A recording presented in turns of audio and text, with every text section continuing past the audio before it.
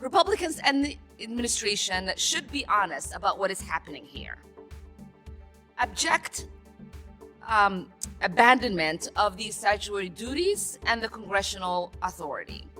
This resolution of inquiry is simply asking the administration to explain how they will faithfully carry out the laws that are mandated by Congress.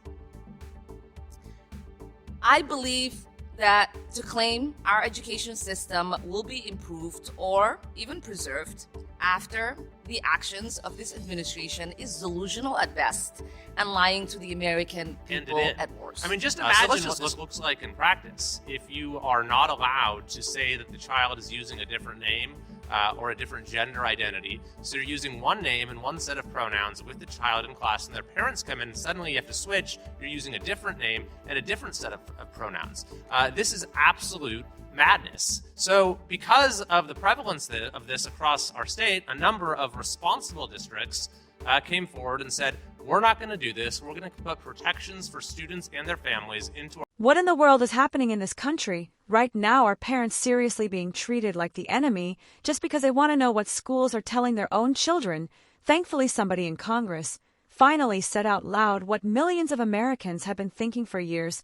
Welcome back, everyone. Today, you are about to watch the exact moment Kevin Kiley flipped this entire hearing upside down after Ilhan Omar and Democrats tried turning the debate into a civil rights talking point, but then Kevin Kiley shifted the focus directly onto parental rights, girls' sports, and the growing secrecy happening inside public schools. And you could feel the tension in the room instantly the longer this hearing went on. The worse it got for Democrats, because Kevin Kiley was not speaking like another polished politician. He was speaking like someone who actually understands how ordinary American families think. Before we jump in, make sure to like this video, subscribe, and drop your thoughts in the comments, because whether Washington likes it or not, Americans are finally paying attention and people are done staying quiet. Office of Civil Rights yet claim that they can't still carry out their legal obligation to protect the students from discrimination. They fired the entire legal team that provided guidance to states on how to implement IDEA, and yet claim that they will still be able to provide equal opportunity to kids with disability. Republicans and the administration should be honest about what is happening here. Abject abandonment of the statutory duties and the congressional authority. This resolution of inquiry is simply asking the administration to explain how they will faithfully carry out the laws that are mandated by Congress. I believe that to claim our education system will be improved or even preserved after the actions of this administration is delusional at best and lying to the American people at worst. So let's just look at what's happened in my state of California. You have many, many districts, many documented cases of a school that has actively encouraged a child to identify with a new gender. And they did this without the parents' knowledge, without the parents' consent, and then they lied to the parents about it. We have many documented cases of a parent confronting the school and the school or personnel lying about it, and even fabricating and doctoring documents, changing the child's name on assignments that were handed in. I mean, just imagine what this looks like in practice. If you are not allowed to say that the child is using a different name or a different gender identity, so you're using one name and one set of pronouns with the child in class, and their parents come in and suddenly you have to switch, you're using a different name and a different set of pronouns. This is absolute madness. So because of the prevalence of this across our state, a number of responsible districts came forward and said, we're not going to do this. We're going to put protections for students and their families into our district policy and say that this is something that parents have the right to know about. So how does the state respond? The Attorney General, with the backing of the governor, they immediately start suing these districts. They start filing lawsuits trying to get binding legal judgments that will force these districts to lie to parents. And then on top of that, the supermajority legislature passes a bill and the governor signs it that, as a matter of state law, says that we are not going to allow districts to tell parents the truth. Now, thankfully, those lawsuits are being rejected by the courts, and the Trump administration has now launched an investigation challenging that new state law for violating the Federal Education Rights and Privacies Act. And finally, I want to address this idea that there's somehow a contradiction between this bill and the commitment our committee has to local control in education.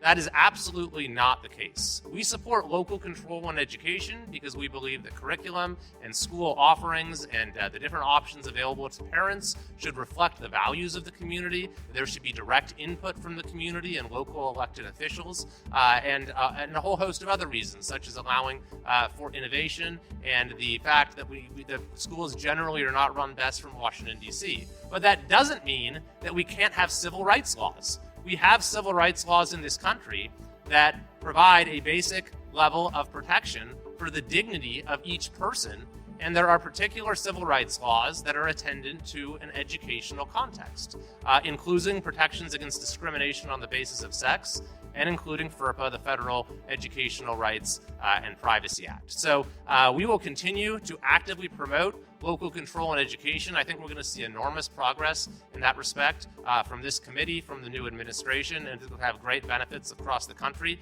But we will not permit federal education dollars to be used to create a dangerous wall of separation between kids. What made this hearing hit so hard was not just that Kevin Kiley challenged Ilhan Omar and the Democrats. It was the way he did it. He stopped talking like a career politician and started talking like a parent living in the real world, because most Americans are not sitting around obsessed with political ideology.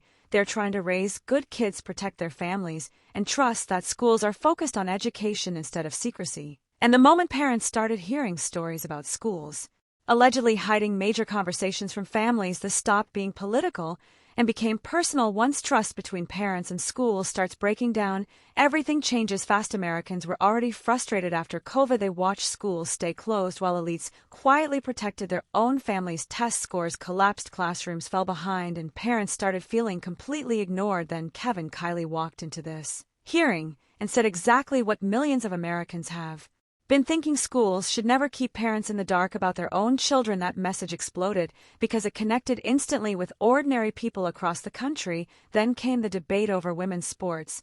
And this is where Democrats continue struggling badly, because most Americans still believe fairness matters. You do not have to hate anyone to believe biological differences exist in competitive sports. That is simply common sense to millions of viewers watching at home. And while Democrats keep responding with long, confusing explanations, Republicans like Kevin Kiley are delivering simple, direct arguments. Parents deserve honesty. Girls deserve fairness. Schools should focus on academics, not ideology. That message is landing with voters, whether Democrats want to admit it or not, because Americans are exhausted. They are tired of being ignored, tired of being called hateful for asking basic questions, and tired of watching common sense become controversial. And that is exactly why this hearing went viral. Now I want to hear from you. Do you think Kevin Kiley exposed a serious problem inside America's education system? Or do you believe Democrats still have the stronger argument? Let me know in the comments below, because your voice matters more now than ever. And if you enjoyed this breakdown, make sure to like, subscribe, and share this video so more Americans can join the conversation.